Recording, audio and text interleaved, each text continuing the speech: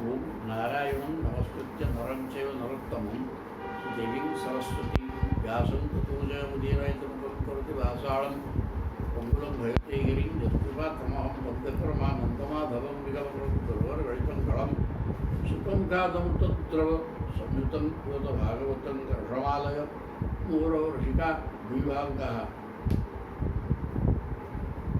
ओम व्यासं वस्तु नप्तारं सत्यपुत्रभगर्भजं पराशरात्मजं वन्द्य सुगतातन्तुपूजितिम् ओम व्यासाय विष्णुरूपाय व्यासरूपाय विष्णवे नमो वै ब्रह्मनिधये वासिष्ठाय नमो नमः ओम श्री परमात्मने नमः ओम नमो भगवते वासुदेवाय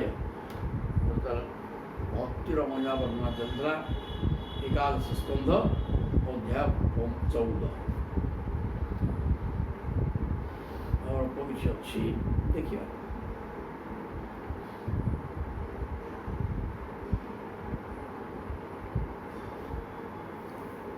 समं प्रशांतं सुमुखं दीर्घ चारु चतुर्भुजं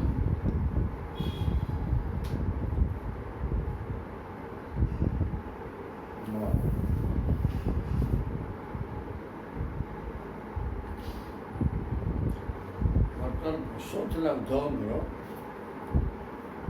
ଭକ୍ତିରମୟ ସରିଯାଇଛି ଉद्धବଙ୍କର ପ୍ରଶ୍ନ ଥିଲା ଯେ ଆପଣଙ୍କର ସ୍ୱରୂପ କ'ଣ ଯାହାକୁ ଆମେ ଚିନ୍ତା କରୁ ସେ ସମ୍ପର୍କରେ କହିଥିଲେ ଯେ ସୂର୍ଯ୍ୟ ଚନ୍ଦ୍ର ଏବଂ ଅଗ୍ନି ଗୋଟେ ପଦ୍ମ କଢ଼ ଆକାରରେ ଉପରକୁ ନାଳ ତଳକୁ ମୁହଁ କରିକି ହୃଦୟ ପଦ୍ମ ପାଖରେ ରହିଛି ସେଇଟାକୁ ଧ୍ୟାନ କରିବା ଦ୍ୱାରା ପ୍ରାଣାୟାମ କରିବା ଦ୍ୱାରା ସେ ପଦ୍ମଟା ବୁଲିକି ଉପରକୁ ଉଠିବ ଫୁଟିଯିବ ତାର ଯେଉଁ କର୍ଣ୍ଣିକାର ମାନେ ମଝିରେ ଯେଉଁଟା କୋଷଟା ତାରି ଭିତରେ ତମେ ଅଗ୍ନି ଚନ୍ଦ୍ର ଏବଂ ସୂର୍ଯ୍ୟ ଏବଂ ସେ ଗୋଲାକାର ସୂର୍ଯ୍ୟପିଣ୍ଡ ଭିତରେ ତମର ଅହିଳସ୍ଥ ନାରାୟଣକୁ ସ୍ମରଣ କରୁ ସେ ନାରାୟଣ ଗୀତ ହେଇଛେ ସେଟା ତ ଗୋଟେ आदित्य हृदय गोटे श्लोक था यहाँ खाली आम आलोचना करते बर्तमान ये ठीक सही कथा कहे प्रभुंर स्वरूप श्री केमती हो समम प्रशांत सुमुखम दीर्घचारु चतुर्भुजम सुचारु सुंदर ग्रीवम सुकपूर्णम शुचिस्मृतम से देदीप्यमान गोलाकार अग्निपिंड मध्य समम प्रशांतम रूप चिंतन करो पूरा समम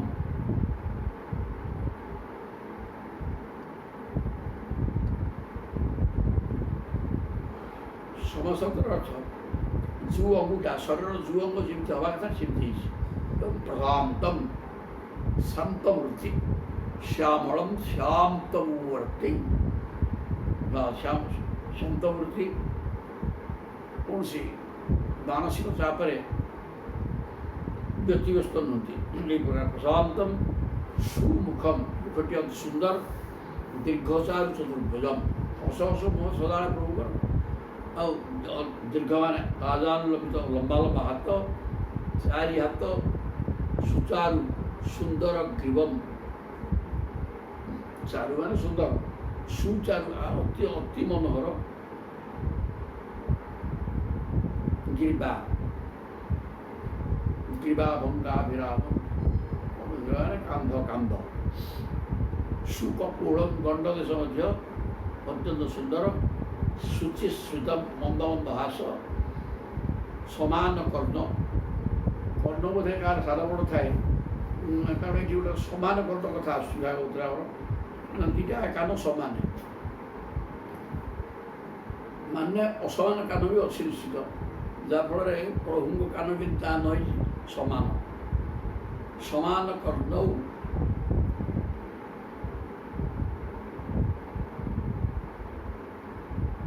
विन्यस्त सुवर्ण मकर कुंडलम कान मकर कुंडल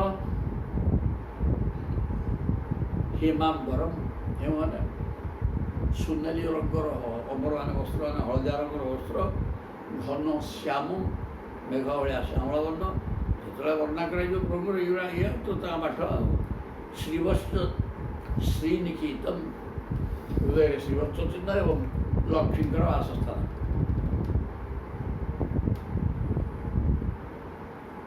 ଶଙ୍ଖ ଚକ୍ର ଗଦା ପଦ୍ମ,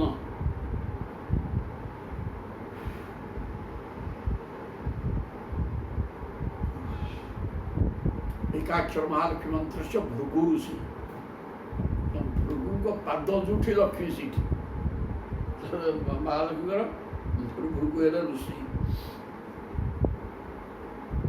ଯୋଉ ମେଳ ହବ ପାଠ ଚମତ୍କାର ଭାବରେ କହୁଛନ୍ତି ଶ୍ରୀବତ୍ସ ଶ୍ରୀନିକେତନ,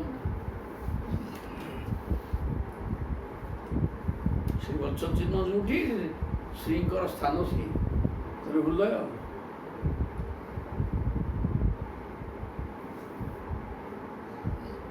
ଶଙ୍ଖ ଚକ୍ର ଗଦା ପଦ୍ମ ବନମାଳା ବିଭୂଷିତମ୍, ଶଙ୍ଖ ଚକ୍ର ଗଦା ପଦ୍ମ ଚାରିଟା ହାତ, ଚାରି ଅସ୍ତ୍ର ଧରିଛନ୍ତି, ବେକରେ ବନମାଳ ଲମ୍ବିଛି, ନୂପୁରୀ ବିଳସତ ପାଦମ, ପାଦରେ ନୂପୁର ଲାଗିଛି, କୌସ୍ତୁଭ ପ୍ରଭୟା ଯୁତମ୍, କୌସ୍ତୁଭ ମଣିଟା କଣ୍ଠରେ ଲାଗିଛି, ଯୁବତ କିରୀଟ କଟକ କଟି ସୂତ୍ରାଙ୍ଗଦାୟୁତମ୍, ସର୍ବାଙ୍ଗ ସୁନ୍ଦର ହୃଦ୍ୟମ୍ ପ୍ରସାଦ ସୁମୁଖେ କ୍ଷଣମ୍, ସୁକୁମାର ମଭିଧ୍ୟାୟତ ସର୍ବାଙ୍ଗେଷୁ ମନୋ ଦଧତ, ଏହି ପ୍ରକାର ସର୍ବାଙ୍ଗେଷୁ ମନଃ ଦଧତ, ସର୍ବାଙ୍ଗକୁ ଚିନ୍ତନ କରିକିରି ସୁକୁମାରମ୍ ଅଭିଧ୍ୟାୟତ,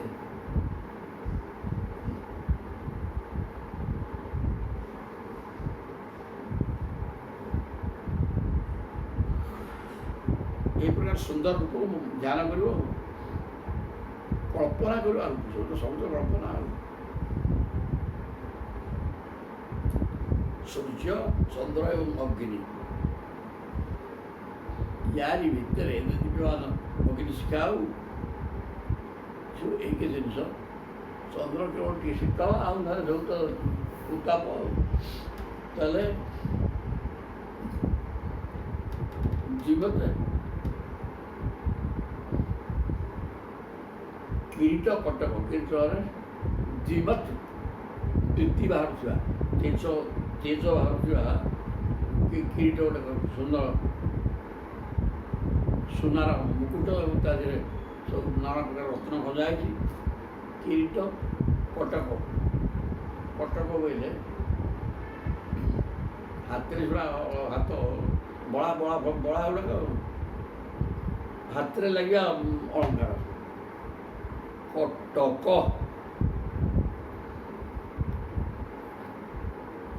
କଟିସୂତ୍ର, କଟକ କଟିସୂତ୍ର ମାନେ ଅଣ୍ଟା ସୂତା। ଅଙ୍ଗଦାୟୁତମ୍, ଅଙ୍ଗଦ, ଅଙ୍ଗଦ ମାନେ ସେ ହାତ କଙ୍କଣ। ଆହୁରି ସର୍ବାଙ୍ଗ ସୁନ୍ଦର ହୃଦ୍ୟମ୍, ଯୋଉ ଅଙ୍ଗୁଟା ଯେମିତି ହେବା କଥା ସେମିତି ହେଇଛି ଏବଂ କମନୀୟ ବୃତ୍ତି। ହୃଦ୍ୟମ୍, ଠିକ୍ ଏହି ବ୍ୟକ୍ତିର ହୃଦୟକୁ ସ୍ପର୍ଶ କରିବା ଭଳିଆ ବୃତ୍ତି। ପ୍ରସାଦ ସୁମୁଖେ କ୍ଷଣମ୍, ମୁଖଟା ପ୍ରସନ୍ନ ଏବଂ କୃପା ପ୍ରଦାନ କଲା ଭଳିଆ।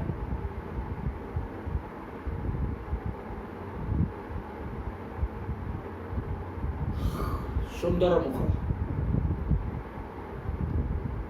ସୁକୁମାର ମଭିଧ୍ୟାୟତି, ଅତ୍ୟନ୍ତ କୋମଳ, ସୁନ୍ଦର ଏବଂ ଆକର୍ଷଣୀୟ। ଏ ପ୍ରକାର ପ୍ରଭୁଙ୍କର ସର୍ବାଙ୍ଗକୁ ମନ ଭିତରେ ଧ୍ୟାନ କର।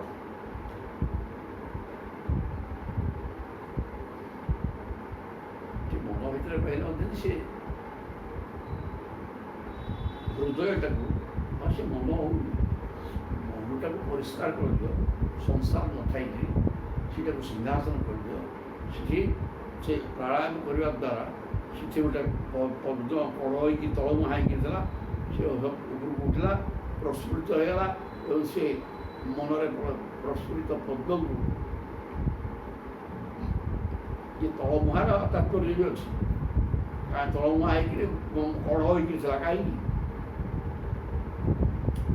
ସେ ପଦ୍ମ ଫୁଟିବ ମନ ପ୍ରସନ୍ନ ହେଲେ ସିନା ଗୋଟେ ପ୍ରସ୍ଫୁଟିତ ଫୁଲ ମାନେ ପ୍ରସନ୍ନ ଖୁସି ଅବସ୍ଥାଟା କିଛିଟା ହେବ କି ସଂସାର ଥିଲା ମନ ଭିତରୁ ସଂସାର ହଟିଗଲା ପରେ ପଦ୍ମକୋଷ ଉପରକୁ ମାଳ ଜାଗ୍ରତ ହେଲା ଫୁଟିଲା ସବୁ ହେଲା ସୁନ୍ଦର କଥା ଏ ସବୁ ଖାପ ଖାଇବ ତେଣୁ ତା ଦେହରେ ପ୍ରଭୁଙ୍କୁ ବସେଇବ ଆଉ କ'ଣ ସୂର୍ଯ୍ୟ ଚନ୍ଦ୍ର ଅଗ୍ନି ଭଳିଆ ଜ୍ୟୋତି ବାହାରୁଥିବା ଜ୍ୟୋତିମଣ୍ଡଳ ଭିତରେ ପ୍ରଭୁଙ୍କର ଏହି ପ୍ରକାର ଧ୍ୟାନ କରିବ।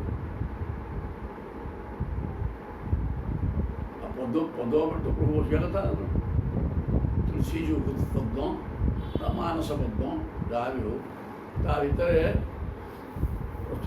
ପ୍ରସ୍ଫୁଟିତ ପଦ୍ମ ଅଛି ତା ଭିତରେ ଦୀପ୍ୟମାନ ଅଗ୍ନି ହନ୍ତୁ ସୂର୍ଯ୍ୟ ହନ୍ତୁ ଚନ୍ଦ୍ର ହନ୍ତୁ ଯିଏ ବି ହେଲେ ଗୋଲାକାର ଜ୍ୟୋତିମଣ୍ଡଳ ସରିଲା ପାଠ ସେ ଜ୍ୟୋତିମଣ୍ଡଳ ଭିତରେ ध्येय ସଦା ସବିତୃମଣ୍ଡଳ ମଧ୍ୟବର୍ତ୍ତୀ ନାରାୟଣ ଏଇଟା ତ ପାଠ ଆଉ ଠିକ୍ ଜିନିଷଟା ଯାହା ଆଦିତ୍ୟ ହୃଦୟ କୁହାଯାଇଛି ଭାଗବତ ସବୁ ସେଇଆ କରୁଛନ୍ତି ଏକା ତେଣୁ ତାକୁ ସେମିତି ଚିନ୍ତା କରିବ। ଇନ୍ଦ୍ରିୟାଣୀନ୍ଦ୍ରିୟାର୍ଥୀ ମନସା ଆକୃଷ୍ୟ ତନ୍ମନ ବୁଦ୍ଧ୍ୟା ସାରଥିନା ଧୀର ପ୍ରଣୟତ ମୟି ସର୍ବତଃ ଇନ୍ଦ୍ରିୟାଣୀ ଇନ୍ଦ୍ରିୟାର୍ଥୀ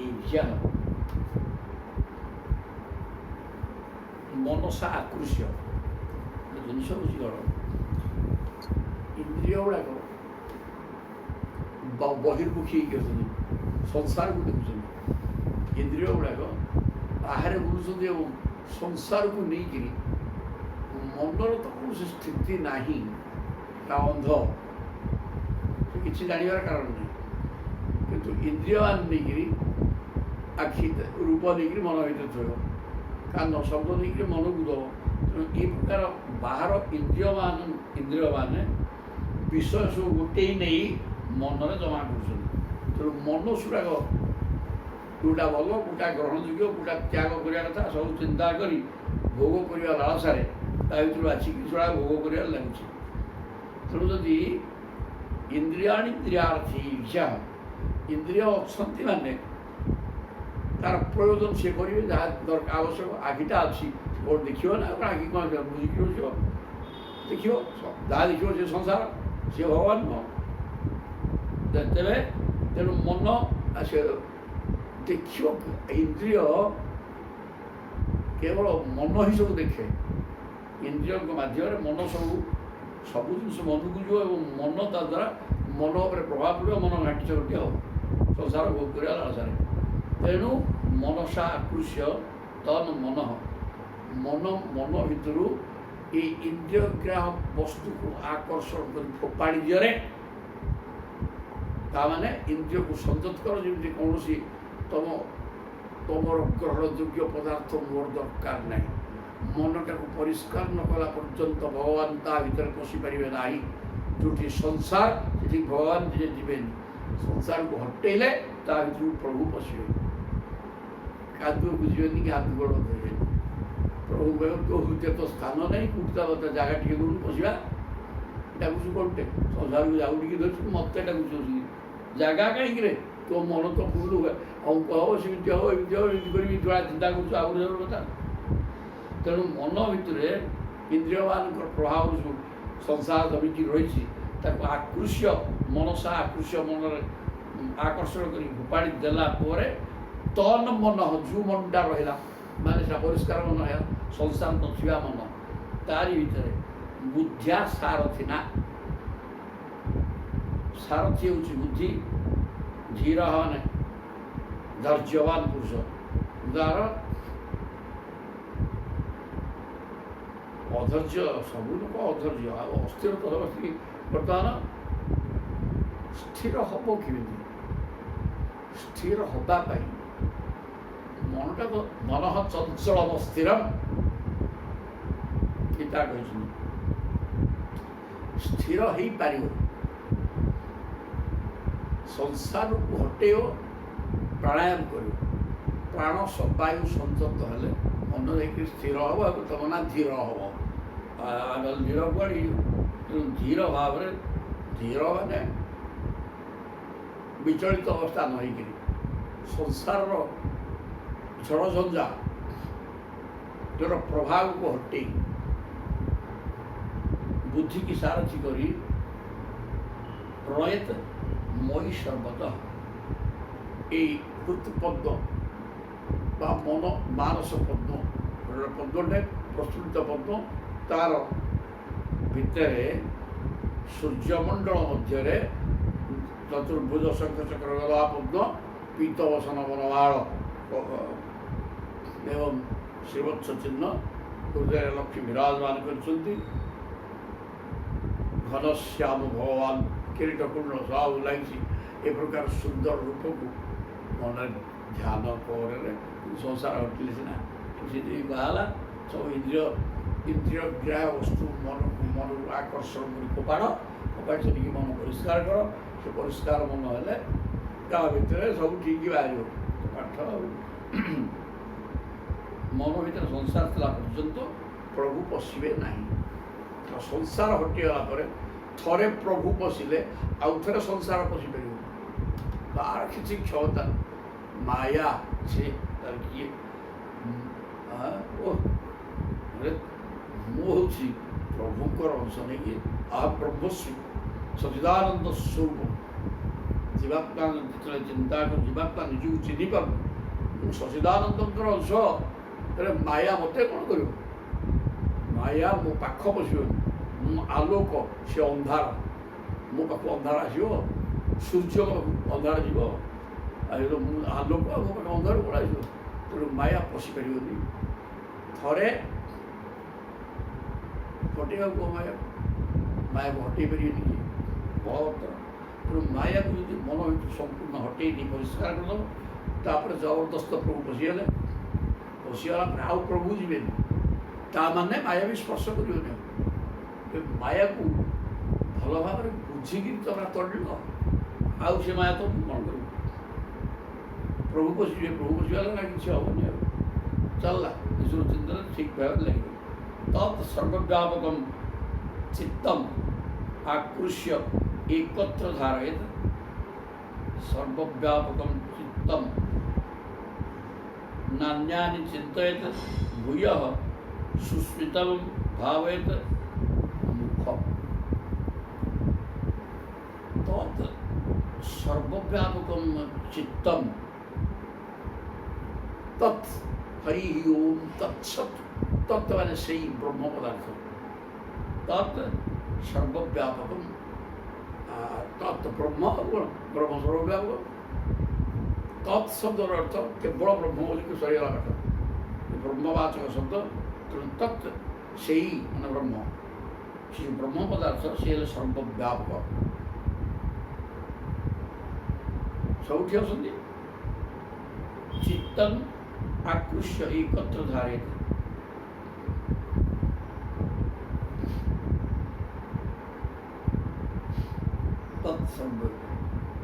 ଶରୀର ସକଳ ଅଙ୍ଗକୁ ଧ୍ୟାନ କରିସାରିବା ପରେ ଅନ୍ୟ କୌଣସି ଅଙ୍ଗର ଧ୍ୟାନ ନକରି ଚିତ୍ତକୁ କେବଳ ମୋର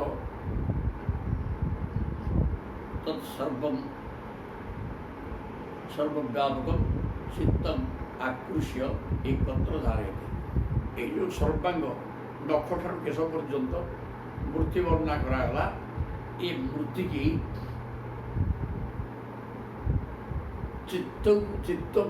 ଚିତ୍ତକୁ ଆକର୍ଷଣ କରି, ମାନେ ଚିତ୍ତରେ ଆକର୍ଷଣ କରିକି ସେ ମୂର୍ତ୍ତିକି ଟାଣି ଆଣି ଚିନ୍ତନ କର ଚିତ୍ତ ଦିହରେ।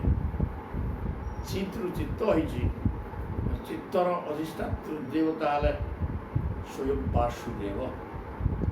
ମନଟା ସାତ୍ଵିକ ଅଂଶରୁ ତିଆରି ହେଇଛି। ଯେଉଁ 17 ତିନି ଗୁଣରେ ଅହଙ୍କାର ସାତ୍ଵିକ ଅହଙ୍କାର, ରାଜସିକ ଅହଙ୍କାର, ତାମସିକ ଅହଙ୍କାର। ସାତ୍ଵିକ ଅହଙ୍କାରରୁ ମନ ହେଇଛି, କିନ୍ତୁ ମନଟା କୌଣସି ପ୍ରକାର ସତ୍ୱଗୁଣ ସମ୍ପନ୍ନ ହେଇପାରୁନାହିଁ। କାରଣ ରଜ ତମ ଗୁଣର ପ୍ରଭାବ ଏତେ ଭୟଙ୍କର ଯେ ରଜଗୁଣ ତାର ନଷ୍ଟ ହେଇଯାଉଛି ଏବଂ ସେ ରଜ ତମ ଗୁଣରେ କେବଳ ପ୍ରଭାବିତ ହେଉଛି। ସତ୍ୱଗୁଣ ଯୁକ୍ତ ହେଇଗଲେ ସତ୍ୱଗୁଣଟା ସେ ଅତି ଶୀଘ୍ର ଧରି ନେଇଯିବ, କାହିଁକିନା ତାର ସୃଷ୍ଟିଟା ସେଇଠୁ ସୃଷ୍ଟି ହେଇକି, କିନ୍ତୁ ସେ ବାୟା ହେଉଛି ରଜତମ ମୁଣ୍ଡରେ ପଡ଼ିକି। ମନର ସୃଷ୍ଟି ରଜତମରୁ ହେଇନି, ସତ୍ୱଗୁଣ ସାତ୍ବିକ ଅହଙ୍କାର ସୃଷ୍ଟି ହେଇଛି। ତେଣୁ ମନସ ଚିତ୍ତନ ଆକୃଷ୍ୟ ଏକତ୍ର ଧାରୟତେ, ଏଇଭଳିଆ ଯେଉଁ ମୂର୍ତ୍ତି ମନ ବା ଚିତ୍ତ ଭିତରୁ ସଂସାରକୁ ହଟେଇ ଦେଇ ସର୍ବବ୍ୟାପକ ସେ ବ୍ରହ୍ମ ପଦାର୍ଥକୁ ବିଶୁଦ୍ଧ ଚିତ୍ତରେ ଧାରଣ କର। ନାନ୍ୟାନି ଚିନ୍ତୟତ ଭୂୟ, କୌଣସି ଚିନ୍ତା ଆଉ କର ନାହିଁ। ଚିତ୍ତ ଭିତରେ ମନ, ଚିତ୍ତ ଭିତରେ କିଛି ଭେଦ ନାହିଁ। ମନଟା ତୃତୀୟା ଚଗଲାଟା, ଚିତ୍ତ ହେଲା ସ୍ଥିର। ମନର ସ୍ଥିର ଅବସ୍ଥା ନା ଚିତ୍ତ। ତେଣୁ ସେ ସ୍ଥିର ଅବସ୍ଥାରେ, ଆଉ ସ୍ଥିର ଅବସ୍ଥା ସେଇଆ ଯେଉଁଟା ସଂସାର ହିଁ ଅସ୍ଥିର। ସଂସାର ଚିନ୍ତା ଅସ୍ଥିର ଘରେ ଘରେ, ଏମିତି କରିବି ସେମିତି କରିବି, ଏଠି କ'ଣ ବସିଛି ସିଆଡ଼େ ଦୌଡ଼ିବାକୁ, ଏମିତି ଗୋଟେ ତ ଦୁଆରେ କିଛି କରିପାରିବ, ତୃତୃତୃତୃ ହେଉଥିବ। ତେଣୁ ସେ ମନଟାକୁ ତେଣୁ ଥୟ କର, ଚିତ୍ତସ୍ତରକୁ ନେଇ ଶାନ୍ତ ହେଇଯା। ଏବଂ ସେ ଶାନ୍ତ ମନ ଭିତରେ ସଂସାର ହଟିଯାଇଥିବା ଶାନ୍ତ ମନରେ ଭଗବାନଙ୍କୁ ଚିନ୍ତନ କର। ନାନ୍ୟାନି ଚିନ୍ତୟତ ଭୂୟ, ଅନ୍ୟ କିଛି ଚିନ୍ତା କର। ଅକିଞ୍ଚନ କେବଳ ଭଗବତ ସ୍ୱରୂପ ବ୍ୟତୀତ ଅନ୍ୟ କିଛି ଚିନ୍ତା କରିଲେ ବୋଲେ କ'ଣ ବୁଝିଲୁ ନା, ସୁସ୍ମିତଂ ଭାବୟତ ମୁଖମ୍, ଅନ୍ୟ କୌଣସି ସବୁ ଚିନ୍ତାକୁ ଛାଡ଼ି ଦେଇକରି ସୁସ୍ମିତଂ ମୁଖମ୍, ମନ୍ଦ ହାସ୍ୟଯୁକ୍ତ ଭଗବାନଙ୍କର ମୁଖ ଟିକେ ଚିନ୍ତା କରେ। କେବଳ ସର୍ବାଙ୍ଗ ଚିନ୍ତନ କରି ଭିତରେ ଧରିଦେଲା ପରେ ଆଉ ସର୍ବାଙ୍ଗକୁ ଚାହିଁବା ଦରକାର ନାହିଁ। ସୁନ୍ଦର କହିଲେ, ଅନ୍ୟ କିଞ୍ଚିତ୍ ସର୍ବାଙ୍ଗକୁ ଚିନ୍ତନ କଲ, ସର୍ବାଙ୍ଗ ଚିନ୍ତନ କରି ପ୍ରଭୁଙ୍କ ସ୍ୱରୂପକୁ ଧରିନେଲା ପରେ କେବଳ ସେ ଯେଉଁ ହସ ହସ ମୁହଁ ଖଣ୍ଡ ଖଣ୍ଡ କି ଆଖି ଗୁଡ଼ାକ ଜଗନ୍ନାଥଙ୍କର ଆଖି ଦୁଇଟା ହିଁ ଆକର୍ଷଣ କରେ। ତେଣୁ ସେ ସର୍ବାଙ୍ଗ ଚିନ୍ତନ କରିଦିଅ, ମୁଖମଣ୍ଡଳ ଟିକେ ଧରିନିଅ। ସୁସ୍ମିତମ୍ ମୁଖମ୍ ଭାବେତ ନ ଅନ୍ୟାନି, ଆଉ କୌଣସି ଅଙ୍ଗର ଭାବିବା ଦରକାର ନାହିଁ। ଗୋଟେ ଥର ସମ୍ପୂର୍ଣ୍ଣ ଅଙ୍ଗ ଭାବି ନେଇଯାଅ, ପାଦଠାରୁ ଆରମ୍ଭ କରିକିରି କେଶ ପର୍ଯ୍ୟନ୍ତ। ତାପରେ ଆଉ ସର୍ବାଙ୍ଗ ଚିନ୍ତନର ଆବଶ୍ୟକତା ନାହିଁ, କେବଳ ହସ ହସ ମୁହଁକୁ ଚିନ୍ତନ କର। କ'ଣ କରାଯାଇ ନାହିଁ, ଏଗୁଡ଼ାକ ଅନୁଭବୀ, ଅନୁଭବ ସାଧନା କରି ଅନୁଭବ କରିକି ଲେଖି ପକାଇଛନ୍ତି। ତେଣୁ ଏ ସାଧକ ପାଇଁ ରାସ୍ତା ପରିଷ୍କାର। ଏଗୁଡ଼ାକ ଏକୁ ଜାଣିଦେଲା ପରେ ସାଧନା ସହଜ ହେଇଯାଏ।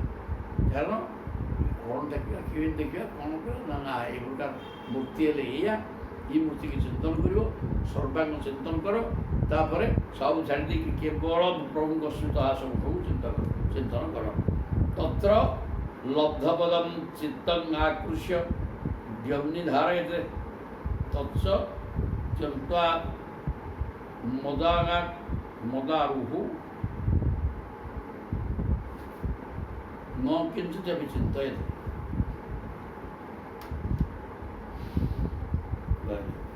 ଚିତ୍ତ ମୋର ମୁଖାରବିନ୍ଦରେ ଲାଗିଯିବା ପରେ ହେଲେ ସବୁ ଅଙ୍ଗ ଛାଡ଼ିଦିଅ, କାହିଁକି ସ୍ମିତହାସ ଯୁକ୍ତ ମୁଖକୁ ଚିନ୍ତା କର। ଲାଗିଗଲା ଚିତ୍ତ ହସ ହସ ଦେଖିବାରୁ ସେଠାରୁ ହଟାଇ ନେଲେ ଧୀରେ ଧୀରେ ଆକାଶରେ ଲଗାଇ ଦେଇ ମୁଁ ସର୍ବତ୍ର ପରିବ୍ୟାପ୍ତ ହୋଇଛି ରହି ବୋଲି ଭାବନା କରିବାକୁ ପଡ଼ିବ। ତାପରେ ଆକାଶର ଚିନ୍ତନ ବି ଛାଡ଼ି ଦେଇ ଚିତ୍ତକୁ କେବଳ ମୋର ସ୍ୱରୂପରେ ଲଗାଇବାକୁ ପଡ଼ିବ। ତତ୍ ସର୍ବବ୍ୟାପକଂ ଚିତ୍ତମ୍ ଆକୃଷ୍ୟ ଏକତ୍ର ଧାରୟତେ ବୋଲେ ତତ୍ର ଲବ୍ଧପଦଂ ଚିତ୍ତମ୍ ଆକୃଷ୍ୟ ବ୍ୟଗ୍ନି ଧାରୟତେ। ଆଉ ଗୋଟେ ପକେଇନି। ତାପରେ ଚିତ୍ତ ଭିତରେ ଚିନ୍ତନ କରୁଥିବା ପ୍ରଭୁଙ୍କର ସମ୍ପୂର୍ଣ୍ଣ ସ୍ୱରୂପ ଚିନ୍ତନ କଲାପରେ ଖାଲି ହସ ହସ ମୁହଁଟି ନେଇକି ତାପରେ ପୁଣି ସେ ଚିତ୍ତକୁ ବାହାରକୁ ଘୁନି ଆଣ। ଆକାଶ ଭଳିଆ ଚିତ୍ରଟା ମୋର ପରିବ୍ୟାପ୍ତ। ଆକାଶ ଛୋଟିଆ ଜିନିଷ ନୁହଁ, ଅନନ୍ତ ଅସୀମ। ସେ ଆକାଶ ଭଳିଆ ମୋ ଚିତ୍ତ ମଧ୍ୟ ବିସ୍ତୃତ ଏବଂ ତାରି ଭିତରେ ମୋ ପ୍ରଭୁ ଅଛନ୍ତି। କାରଣ ପ୍ରଭୁ ହେଉଛନ୍ତି ବିଶ୍ୱରୂପ, ସମଗ୍ର ବିଶ୍ୱ ତାଙ୍କ ରୂପ। ସେ ଏଡ଼ିକି ଟିକେ ନୁହଁ। ତେଣୁ ସେ ଏଡ଼ିକି ଟିକେ ଯେହେତୁ ନୁହଁ, ଆଉ ମୁଁ କ'ଣ ଏଡ଼ିକି ଟିକେ ଇ ଭିତରେ କ'ଣ ମନ ଏତିକି ଟିକେ ସ୍ଥାନରେ ଅଛି ନା, ପ୍ରଭୁ ସେଡ଼ିକି ଟିକେ ନୁହନ୍ତି। ଏଇ ଦୃଷ୍ଟିକୋଣରୁ ଚିନ୍ତା କରି ସମଗ୍ର ମାନେ ଚିତ୍ରଟାକୁ ସମଗ୍ର ଆକାଶ ଭଳିଆ ବିସ୍ତୃତ ବୋଲି ଚିନ୍ତନ କରି ତା ଭିତରେ ପ୍ରଭୁ ମଧ୍ୟ ଏତିକି ଟିକିଏ ନୁହନ୍ତି, ଆକାଶ ଭଳିଆ ବିସ୍ତୃତ। ସେ ଆକାଶ ଯେମିତି ବିସ୍ତୃତ, ଇଏ ବି ସେମିତି ବିସ୍ତୃତ। ଏ ପ୍ରକାର କଳ୍ପନା କର।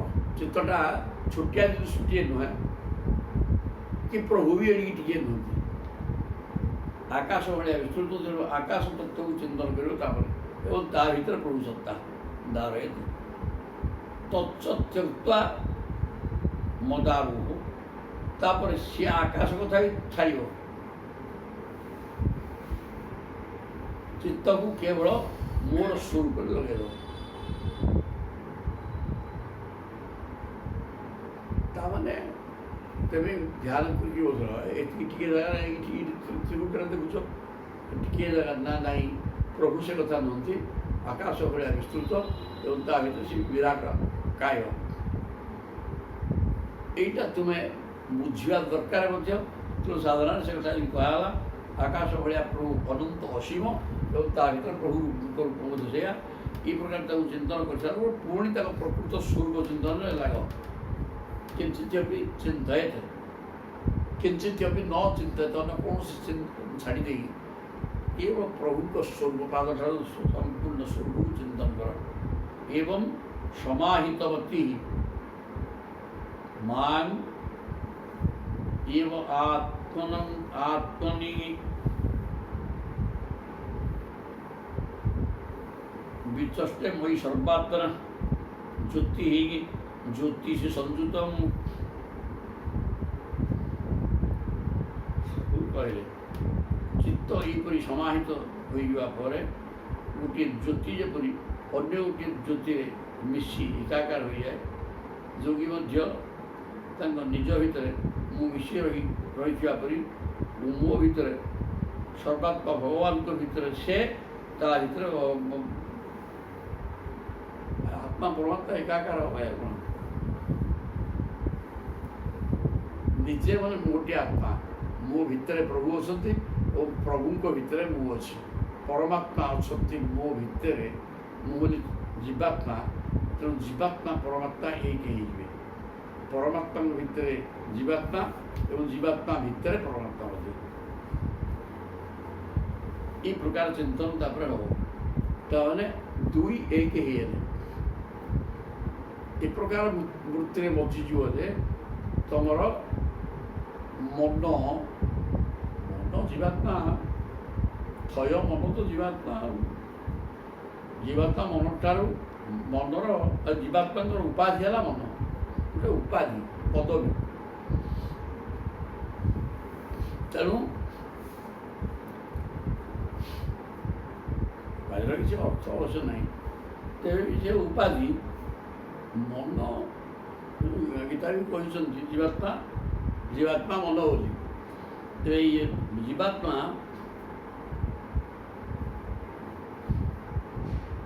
जीवात्मा मन सहित संपर्क अच्छे। जीवात्मा चैतन्य शक्ति, से चैतन्य शक्ति सूक्ष्म ये भितर व्यापिक रही किंतु ब्रह्मसत्ता सर्वव्यापक। तेणु से सर्वव्यापक भितर निजक मिसई एकाकार करदेवा दरकार।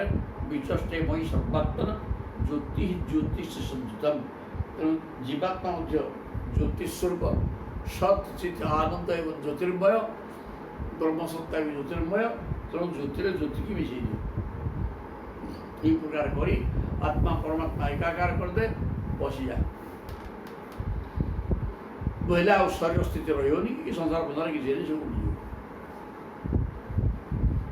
ध्यान इत्थम ध्यान नित्यम सुताव्रेण सुतीव्रेण ध्याने न इत्थं सुतीव्रेण जुञ्जतो योगिनः मनः सञ्जास्यत्याशु निर्बाणं द्रव्य ज्ञान क्रिया भ्रम निर्वाण है। आत्मा परमात्मा जो एकाकार है ये ज्योति की से ज्योति दी ज्योति उभय अलग थे दीटा ज्योति जन तो एक से ज्योति अंश ये सूर्य और किरण जीवती ज्योति रही दीटा एक तो ध्यान तो इत्थम सुतीव्रेण ध्यान वायुमंडल मन स्थिर करी धीर एवं शांत अवस्था हेल्ले तो ये चिंतन कर संसार भटकुवा व्यक्ति कहीं से हम ना कौन कर तेणु क्वचित साधक गोटिकार गोटे थे से माने ही करें कि से दरकार नहीं लिखाई से कौन तो जानते से करेंगे कौन तेणु ध्यान न इत्थम सुतीव्रेण प्रकार तीव्र ध्यान करने फल जुंजत योगिन मन योगिन योगी मान मनटा युक्त हो जाए प्रभु पाखे बोले आत्मा तो परमात्मा सहित मिश्र मनटा मन मन कहीं हो ना मन बाट छाड़ूनी मन दी प्रकार कम तार संसार भर लटपटवा भगवान को खोजा किंतु मन जदि संसार रही जीवात्मा चुप हो किसी कर आत्मा सहित मिशिपर मन जदि संसार संपूर्ण त्याग कि ना गुड़ाक सब जी क्या संगे कौन संपर्क किसी नहीं कह केवल स्वार्थ पाई समस्त पचारे उड़ाती एवं तापर सब ठीक उठा ये कौन चाहिए बोल हेनी तेणुक ये सब त्याज्य छाड़ दियो केवल एक ध्येय सी ही एकमात्र प्रियतम आमर ए प्रकार चिंतन कर केवल मन बाट छाड़ा मन परमात्मा जीवात्मा सहित मिसिक चाल बाढ़ा मन एव मनुष्याण कारण बंध मोक्ष ये मन बंधन एवं मोक्ष कारण ये मन संसार बांधिक बुलाऊ से मन जदि चाहिए तो मुक्ति कर मन न चाहिए पर्यटन किसी होनी जबरदस्त मालिक सी कि जीवात्मा ही शरीर को बंचेक रखी वायुमंडल नवा आनिया करी खाद्य पानीय सब देकी बंचेक रखा लोग जीवात्मा मनर किसी रोल ना कि किंतु सी मालिकाना मालिक मालिक हो इंद्रिय गुड़ा धरिक कर्म कर लगुच कर्म दी प्रकार संसार विश्वर संसार भर जो देहटे गिरा ईश्वर संपूर्ण छाड़ा कि शुणी किसी संसार जब छाड़ी ईश्वर पाक गला जीवात्मा परमात्मा सहित मिश छंजास्यत्याशु निर्बाणम ये प्रकार मन जदि संजत हो संसार को संपूर्ण विष भाया विषयान विषवत्यज मुक्ति विच्छसित तात्त विषयान विषवत्यज विषय विष भाया परित्याग कर देकर मुक्ति हाँ चाहूँ तार मन न ठीक ना किसी हेनी तेणु मन को संजत कर संजास्यत्याशु निर्बाणम इतने बड़े निर्बाण मैंने मुक्ति द्रव्य ज्ञान क्रिया भ्रम आ द्रव्य ज्ञान एवं क्रिया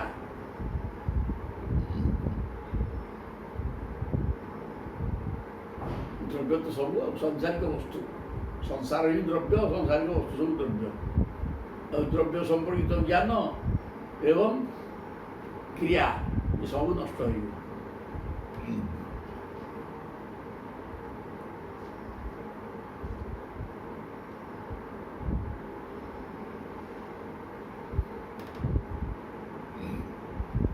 सर्वत्र परमात्मा स्वरूप ही दर्शन करती फल तत्काल मोक्ष व्यक्ति ए प्रकार ध्यानस्थ हो बसिले सदा सदा परमात्मा लीन हो मुक्ति हो इति श्रीमद्भागवत महापुराण पारमहंस्यां संहितायां एकादश स्कंदे चतुर्थ अध्याय और पंचदश अध्याय है विभिन्न सिद्धर नाम लक्षण ये सब साधक दरकार किसी नहीं एगुड़ाक मुक्तिदायक कर्म नुहे श्री भगवान वास भगवान कहते जितेन्द्रिय युक्त जितश्वास योगिन मयि धारयत चेत उपतिष्ठन्ति सिद्धय जितेन्द्रिय युक्त जे इंद्रिय मान जय कर जार मन संसार को संपूर्ण हटई दे परमात्मा थय हो युक्त हो सारे आत्मा को लेकर मनुटा जीवात्मा पाखे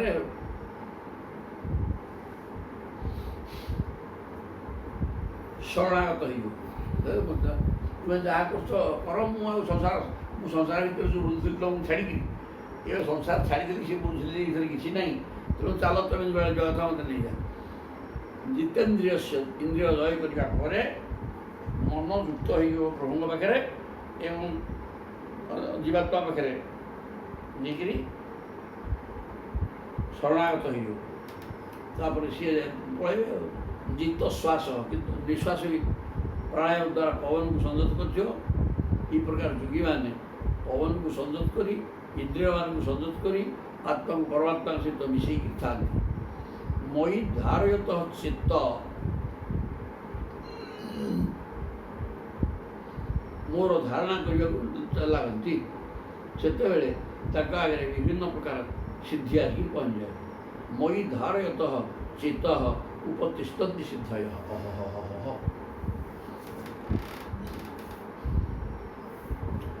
जिते इंद्रिय को संयत करी प्राणायाम करी आत्मा परमात्मा को मिसेवा व्यवस्था करी मन रहीगला से कौन हम प्रभु सांगे सांगे गोटे सिद्धि आणिक देदे जोटा पाइक तेने पुणी संसार भर पशि उद्धव वासांगे सांगे प्रभु माने भगवान कहले उद्धव कहते कया धारणया काश्चित् कथंचित् सिद्धिरच्युत कतिवा सिद्धय ब्रूहि योगिनां सिद्धिदो भवान् सिद्धि गोटे जिनस अच्छी ना हाँ सिद्धि दाता किए ना भगवान आप सिद्धिदाता सिद्धिद सिद्धि की जे दौर सी है सिद्धिद आप सिद्धिदाता योगी मान सिद्धि की कारण सिद्ध होगले आप खुशी देले कौन देवे कया धारणया किपरि धारणा कले कया धारणया काश्चित् कथंचित् सिद्धिरच्युत कौन धारणा कले कुसिद्धि की पाइब सिद्धि तो अनेक से सिद्धि पुणी केते प्रकार कतिवा सिद्धय सिद्धि केते केते प्रकार केतुटा सिद्धि पदार्थ को चिंतन कले कु सिद्धि मिल ये सब टिके टिके मत बदना कर कह आप तो सिद्धि ना कौन सी सिद्ध साधना कर चाहिए आप सब दिखती तेणु आप सब जानते कहतु श्री भगवान वाच सिद्धय अष्टादश प्रकार अष्ट सिद्धि अष्टादश 18टा सिद्धि सिद्धि है 18टा धारणा योग मार्गे योगरे दक्ष योगी माने धारणा करी बसिकी तदा अष्टौ मत प्रधान अष्ट सिद्धि नवनिधि की दाता हनुमान हनुमान चालीसा अच्छे तेणु सीधा 18टा सिद्धि किंतु 8 हेले मुख्य अष्ट सिद्धि तदा अष्टौ मत प्रधान दशैव गुण हेतव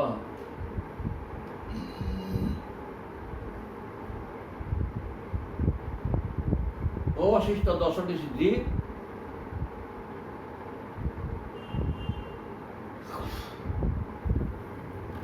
सीटा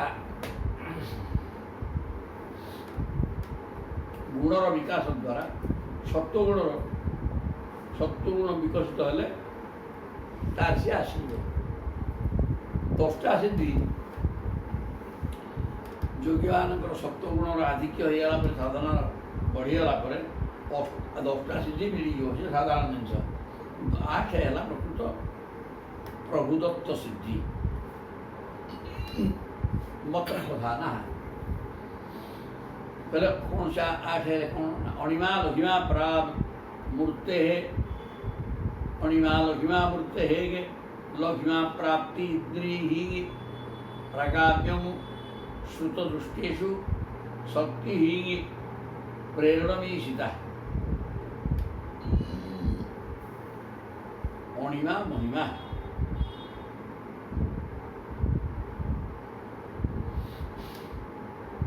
ମୁଖ୍ୟ 8ଟି ସିଦ୍ଧିରୁ ଗୋଟିଏ ହେଲା ଅଣିମା ମହିମା ଲଘିମା।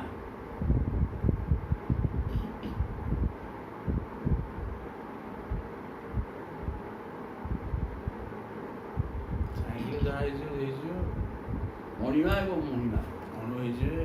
ହଁ ଠିକ୍ ତ। ଅଣିମା ମହିମା ଓ ଲଘିମା ଏଇ 3ଟି ସିଦ୍ଧି ହେଉଛି ଶରୀର ସମ୍ବନ୍ଧୀୟ ଓ ପ୍ରାପ୍ତି ନାମର ସିଦ୍ଧିଟି ହେଉଛି ଇନ୍ଦ୍ରିୟ ସମ୍ବନ୍ଧୀୟ। ପାଇବାଟା ଇନ୍ଦ୍ରିୟ ସମ୍ବନ୍ଧୀୟ ପ୍ରାପ୍ତିଟା ଅଣିମା ଲଘିମା ମହିମା এই 3টা ଶରୀର ସମ୍ବନ୍ଧୀୟ। କ'ଣ ଏକ୍ଜାମ୍ପଲ୍? ଅଣିମା ମାନେ କିଏ ଅଣିମା ହେବ? ଅଣୁ ପରମାଣୁ।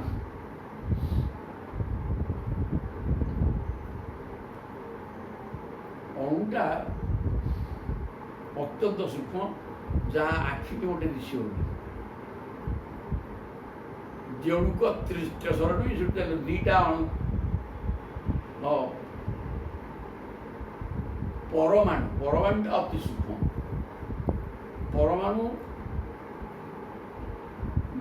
2-3 ହେଲା ଆସିକି ସେଗୁଡ଼ା ଦେଖାଯିବେ, କିନ୍ତୁ ପରମାଣୁଟା ଅତ୍ୟନ୍ତ ସୂକ୍ଷ୍ମ। ପରମାଣୁ ପରେ ଅଣୁଟା ଆଉ ଟିକେ ବଡ଼, ଏମିତି କ'ଣ ବଢ଼ିବ ଆଉ କ'ଣ? ତେଣୁ ପରମ ଅଣୁ ହେଲା ପରମାଣୁ। ତାର ଏଇଟା ଶରୀରର ଧର୍ମ। ଶରୀରଟା ଅତି ବଡ଼ ହେଇଛି, ଏଇଟା ହନୁମାନ ସବୁ କରିକି ଦେଖେଇଛନ୍ତି। କୋଉଠି କ'ଣ ଆବଶ୍ୟକ ପଡ଼ିଲା, ଗୋଟେ ରାକ୍ଷସଟେ ଠିଆ ହେଲା ଆଇନ କରିକି, ତତେ ଖାଇବି ନା? ହଁ ଖା, ମୋର ହେଲା ନିୟମ, ଯିଏ ମୋ ହାବୁଡ଼ରେ ପଡ଼ିବ ମୁଁ ତାକୁ ଖାଇଦେବି, ଆଉ କ'ଣ କରିବି? ଠିକ୍ ଅଛି, ତୁ ଖାଇବ ବୋଲେ ଖାଇବା। ସିଏ ବଢ଼ିଲା କି ବି ବଢ଼ିଲେ ସେଠୁ ଦେଖିଲେ ଇଏ ହେବନି। ତାପରେ ଏତିକି ଟିକେ ମାସିକିରି ହେଇଗଲେ ତା ନାଁ ହେଲା ଅଣିମା। ଏବଂ ତା ପାଟିରେ ବସିଗଲେ ବାହାରିକି ପଳେଇ ଆସିଲେ। ତୁ ଖାଇଲୁ ନା ନାହିଁ ମୋତେ? ନା ଖାଇଲି ଆଉ ତୁ ପାଟିରେ ବସିଥିଲୁ ଆଉ କ'ଣ ଅସୁବିଧା କ'ଣ? ତାପରେ ପୁଣି ସେ ଖୁସି ହେଇକି ତମ ବର ଦେଇଥିଲା। ତାହେଲେ ସେ ଅଣିମା ଏମିତି ନା ଅଣିମା। ଲଘିମା ମାନେ ଲଘୁ ହେଇଯିବା। ଅଣିମା ମାନେ ଅତ୍ୟନ୍ତ କ୍ଷୁଦ୍ର। ଲଘିମା ମାନେ ହାତୀ ଭଳିଆ ହେଇଥିଲେ ପିମ୍ପୁଡ଼ି ଭଳିଆ ହେଇଯିବା, ଏଇଟା ହେଲା ଲଘିମା। ଲଘୁ ଆଉ ଅଣୁ ଭଳିଆ ହେଇଯିବା, ଆହୁରି ଛୋଟ, ତାର ସବୁଠାରୁ କ୍ଷୁଦ୍ର। ଲଘିବା ଏଇଠି ଅଛନ୍ତି, ଆଉ ଆମେରିକାରେ ପହଞ୍ଚିବା ସେଟା ଲଘିବା ନୁହଁ। ଲଙ୍ଘନ କରିବା, ଗମନ କରିବା। ମନେକର ଭାରତରେ ଅଛନ୍ତି, ସାଙ୍ଗେ ସାଙ୍ଗେ ଚାହିଁବେ ଆମେରିକାରେ ପହଞ୍ଚିବେ। ନା ସେଇଟା କାହିଁକି? ସିଏ ହେଲା ହନୁମାନ ଏକୁଳିରେ ଥିଲା, ସେ କୂଳରେ ପହଞ୍ଚିଲା। ସ୍ଥାନାନ୍ତର ଗମନ। ସେଇଟା ହେଲା ଅନ୍ତର୍ଧ୍ୟାନ ବିଦ୍ୟା ବା କାଲି ଗୁଡ଼ା ସବୁ ପଡ଼ିଛି। କାଲି ଗୁଡ଼ା ସହ ପଡ଼ିଲା, ଏଠି ଅଛି, ଆଉ ସବୁ ପଳେଇଲେଣି। ଅନ୍ତର୍ଧ୍ୟାନ ହେଇଯିବା ହଠାତ୍ ସମସ୍ତେ ଚାହିଁଥିବେ ଉଠିକି ପଳେଇବା, କୁଆଡ଼େ ପଳେଇଥିବ, ଦେଖୁଛ ସେ ଉଠିକି ପଳେଇଲେ ବାହାରେ, ଏମିତିକା ଆଉ କ'ଣ? ତେଣୁ ସେସବୁ ମଧ୍ୟ ପାଠ କିଏ ଋଷଭଦେବ ଏମିତି କହୁଥିଲେ ସବୁ।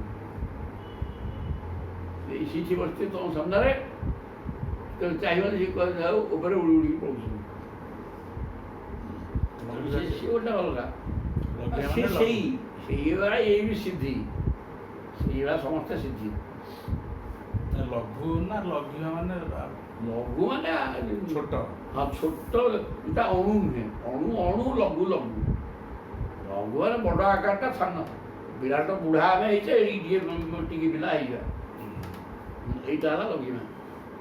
ଅଣୁ ମାନେ ଅଣୁ, ଅଣୁ ମାନେ ଅଦୃଶ୍ୟ ଅବସ୍ଥା, ଲଘିମା ମାନେ ଦୃଶ୍ୟ ଅବସ୍ଥା। ପାଠ ସରିଲା ଆଉ ତାପରେ କ'ଣ ହବ? ପ୍ରାପ୍ତି। ପ୍ରାପ୍ତିଟା ଇନ୍ଦ୍ରିୟ ମାନେ ପାଇବେ।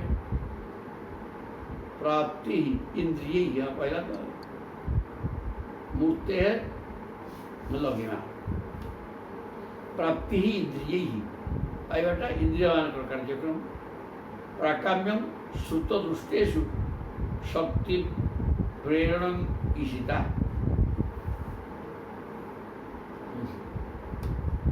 प्राकाम्यम लौकिक और पारलौकिक पदार्थ मान इच्छा अनुसार भोग करने देउथिया सिद्धिर नाम प्राकाम्यम। यह काल और पर काल में भोग्य पदार्थ को भोग करा, लौकिक एवं परलौकिक, इहलोक एवं परलोकर जिनस सब बसिक भोग करा प्राकाम्यम।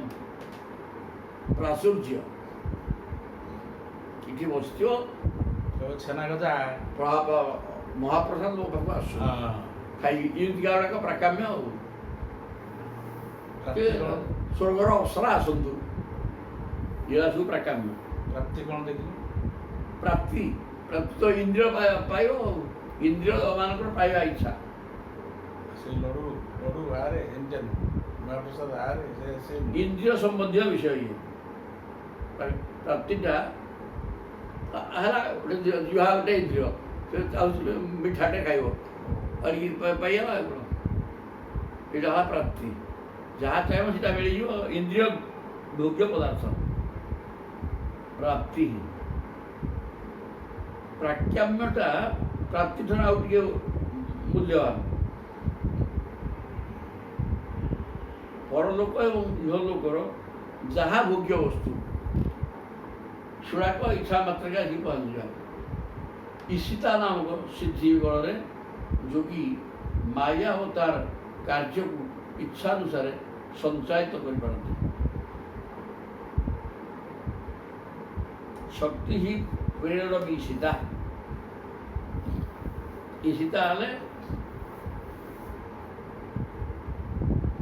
सिद्धि बल जोगी कौन कर माया और तार कार्य को इच्छा अनुसार प्रयोग कर माने माया को आयत्त रखिक माया सब जेकोसी माया माई को काम कर माने माया देखे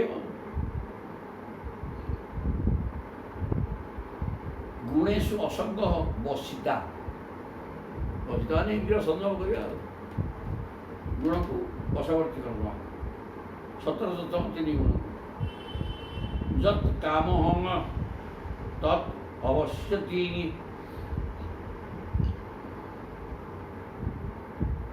कामावसायिता गोटे अच्छी सीटा कौन अष्ट सिद्धि बल जोगी इच्छा अनुसार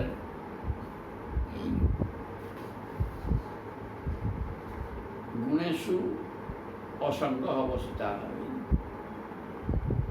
बसिता माने गुणेशु असंग तीन गुण को लेकिन कर्म करा सीटा को विजय तापर विजय लाभ। जत काम तदवश्यति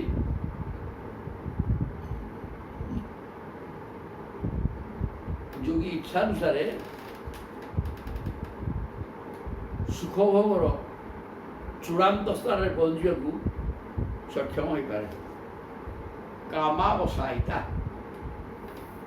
कामा माने जहाँ कामना करो से कामना तुम बशवर्ती कामावसाय तार अर्थ तो स्पष्ट है। कामना तुम अधीन रहा कामना करो सब आसिक पाइबे। अनुवर मिमत्वम देहेस्मिन् दूर श्रवण दर्शनम ये 8 सिद्धि है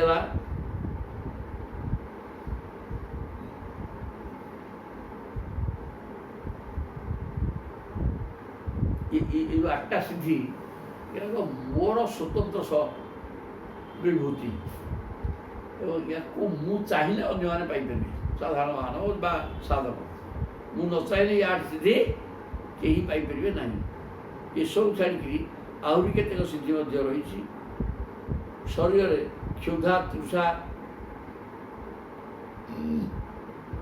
अनुर्मी मत्तम देहे क्षुधा तृषा काम क्रोध वार्धक्य प्रकाशन पाया बहुत दूर वस्तु देखिपर दूर श्रवण दर्शन दूर वस्तु इठी वस्तु से अमेरिकार कौन से देखी पक दूर कथा शुणी पाइब ये सब जिन गोटे सिद्धि ये 8 सिद्धि भर न ये सब स्वतंत्र भाव कहुच बहुत दूर कथा शुणी पार मन सहित शरीर मध्य जाई से स्थान में पहुँचा शरीर जाकि इतिहास पढ़े गोटे सिद्धि यार से आसी जो 8 ता भर ये नहीं सी 8टा सिद्धि मो अधीन अच्छी मु चाहिए देवी युवाक मन को तुम ईश्वर आराधना रही अनेक सिद्धि ता मन कौन हो जाए ता भर युवाक इतिहास अधिक पड़े इच्छा अनुसार दूर को पड़ेगा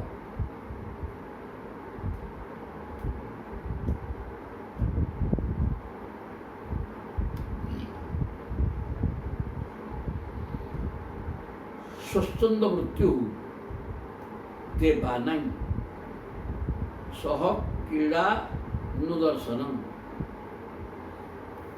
स्वच्छंद भाव मरिया छटपट नहीं कि इच्छा मृत्यु भाया तो सुविधार मरीजा ये भी गोटे पक्का साधन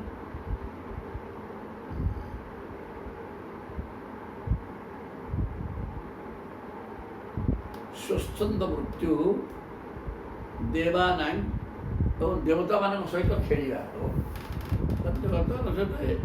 एकाठी हवा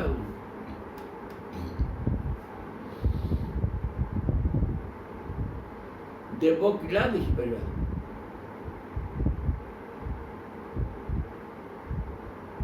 देवता क्रीड़ा देखिपर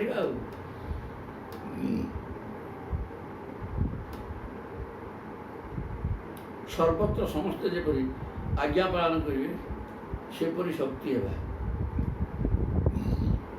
यथा संकल्प संसिद्धि जहाँ कल्पना कर सरला संसिद्धि आज्ञा प्रतिहता गति तुम आदेश को कही अवज्ञा करें ना जहाँ तुम आदेश तो सी प्रभुंकर अच्छी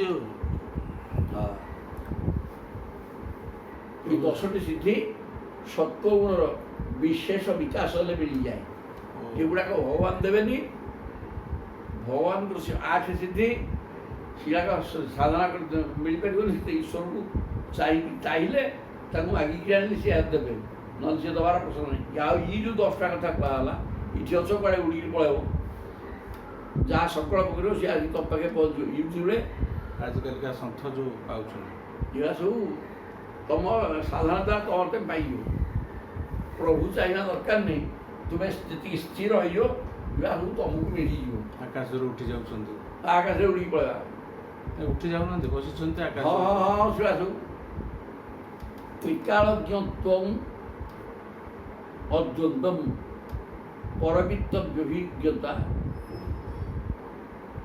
परवित्तात्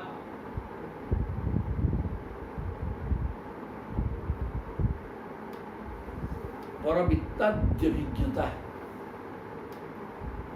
अग्निर्काम्बु विषादीनां प्रतिष्ठम्भो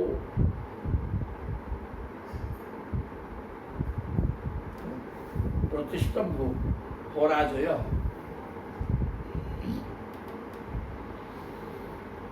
ହେଲେ ଭୂତ ଭବିଷ୍ୟତ ବର୍ତ୍ତମାନର କଥା ଜାଣିପାରିବା।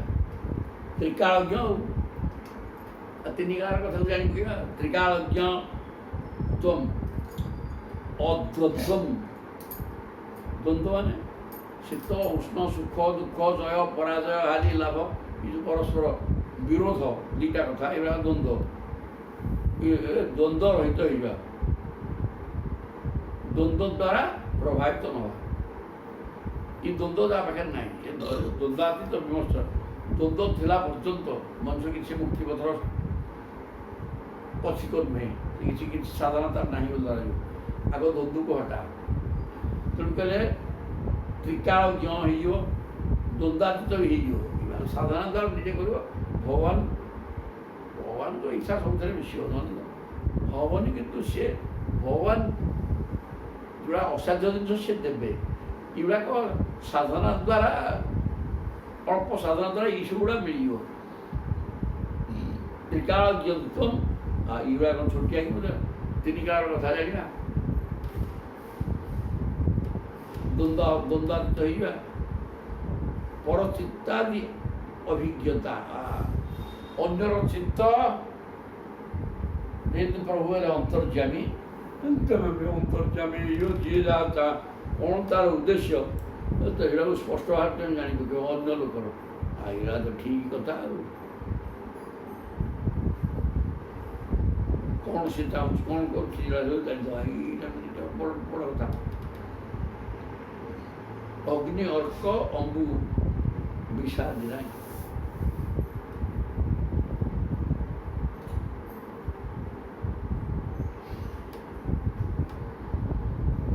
ଅଗ୍ନି ମାନେ ଅଗ୍ନି ତ ଅଗ୍ନି, ଅର୍କ ସୂର୍ଯ୍ୟ, ଅମ୍ବୁ ମାନେ ଜଳ, ବିଷ ଆଦିର ଶକ୍ତିକୁ ସ୍ତମ୍ଭିତ କରିଦେବା, ବେକାର କରିଦେବା।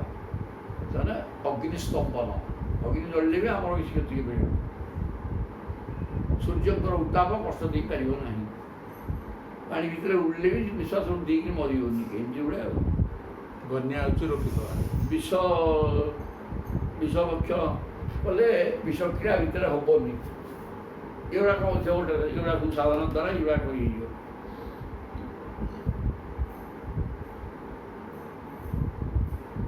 ଅନ୍ୟ ଦ୍ୱାରା ପରାସ୍ତ ନ ହେବା ଆଦି ହେଉଛି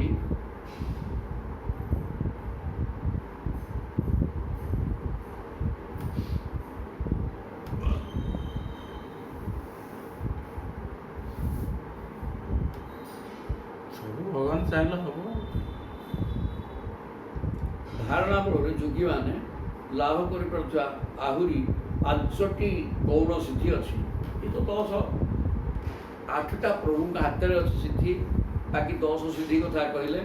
ପୁଣି କହୁଛନ୍ତି ଆହୁରି ମଧ୍ୟ 5 ସିଦ୍ଧି ରହିଛି।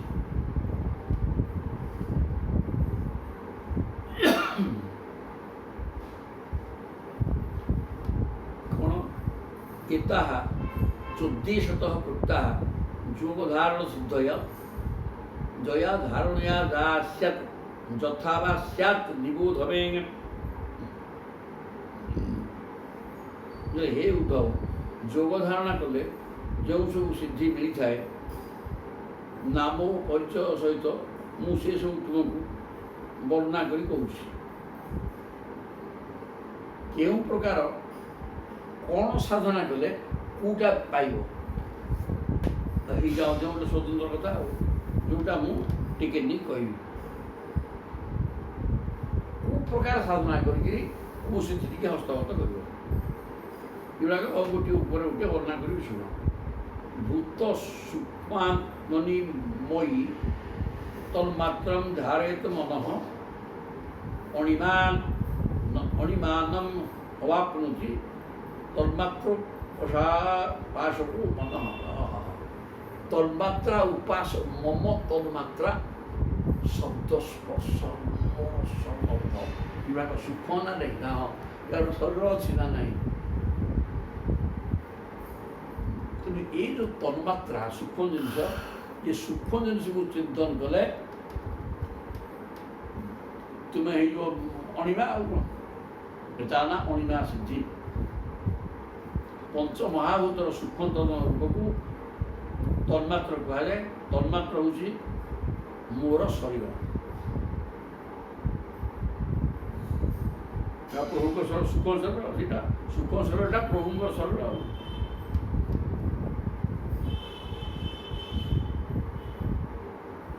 ତନ୍ମାତ୍ରା ହେଉଛି ମୋର ହିଁ ଶରୀର। ଯେଉଁ ଯୋଗୀ ସେଇ ତନ୍ମାତ୍ରାରେ ମନକୁ ଧାରଣାବଦ୍ଧ କରିପାରିବ, ସେ ଅଣିମା ନାମକ ସିଦ୍ଧି ପାଇପାରିବ। ପ୍ରଭୁ କୃଷ୍ଣ ସୂକ୍ଷ୍ମ ଶବ୍ଦ ସ୍ପର୍ଶ ରୂପରସ ଗନ୍ଧ, ଏ ତ ସୂକ୍ଷ୍ମ ସ୍ଥିତି ନା, ଏ ମୋ ବି ସୂକ୍ଷ୍ମ।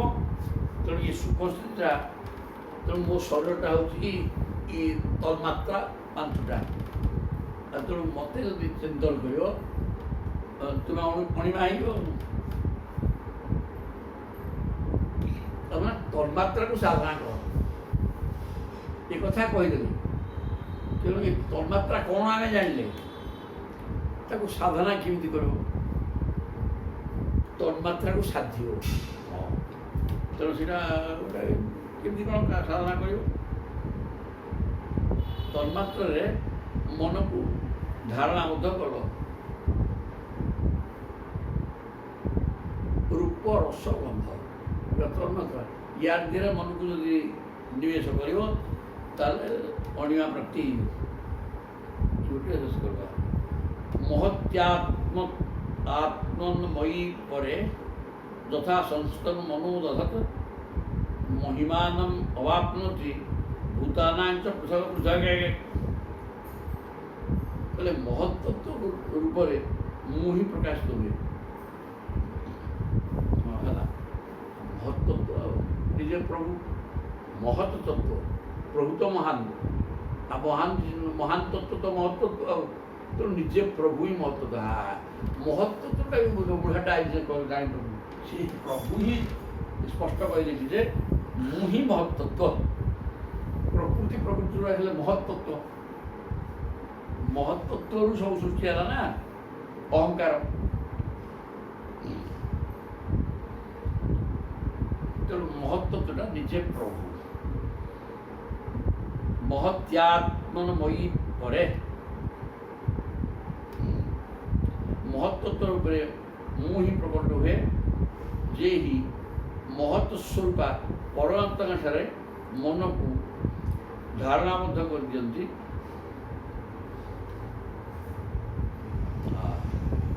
ମହତ୍ତତ୍ଵ ରୂପୀ ପରମାତ୍ମା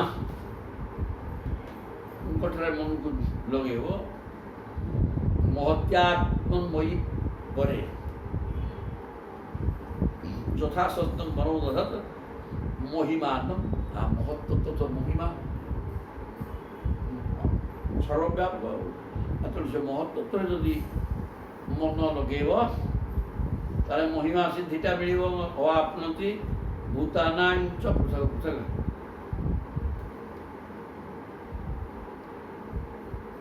ସକଳ ବିଶ୍ୱରେ ଯାହା କିଛି ଅଛି ସେ ସବୁ ମୋର ହିଁ ଅଭିବ୍ୟକ୍ତି। ବିଶ୍ୱର ବାହାରେ ଓ ଭିତରେ ସର୍ବତ୍ର ମୁଁ ରହିଛି। ମୁଁ ଯେଉଁ ସବୁ ତତ୍ତ୍ୱ ଦ୍ୱାରା ବିଶ୍ୱ ନିର୍ମାଣ କରିଛି, ଯେଉଁ ଯୋଗୀ ମୋର ସେଇ ତତ୍ତ୍ୱରେ ନିଜକୁ ଏକାକାର କରିଦେଉଛି, ସେ ସେଇ ସିଦ୍ଧିକି ପାଇଯାଉଛି। ସେଇ ଶକ୍ତିକୁ ହିଁ ସିଦ୍ଧି କୁହାଯାଏ।